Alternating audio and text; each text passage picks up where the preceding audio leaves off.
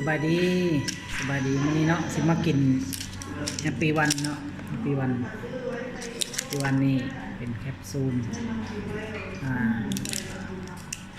บรรจุอยู่10แคปซูลเนาะในกล่องมันจะมี30แคปซูล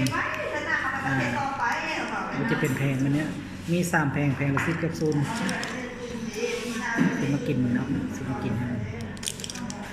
เพื่อสุขภาพคนบ่เป็นโรคก็สามารถกินได้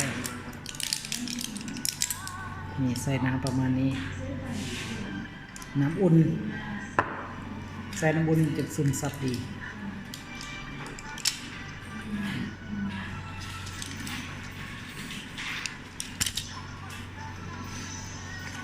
ถอดแคปซูลเลย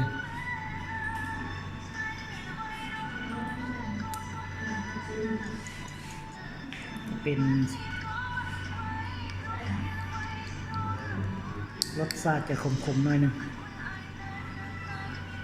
ขมแต่ดี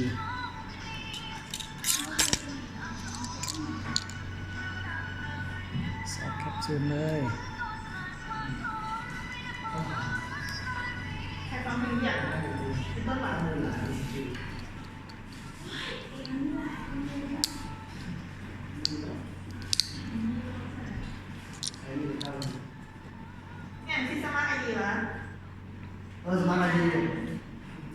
คนให้เข้ากัน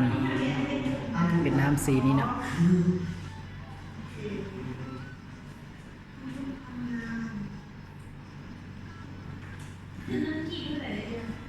เป็นสีนี้รสชาติจะขมๆ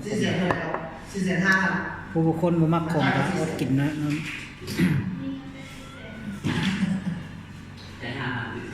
ไม่เหลือใจ5,000ครับ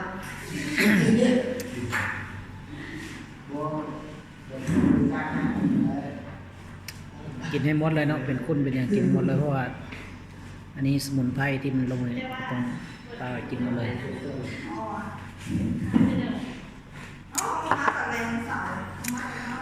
รู้สึกขมๆเนาะคนบ่มักขมกินน้ำตามไม่ลายเด้อ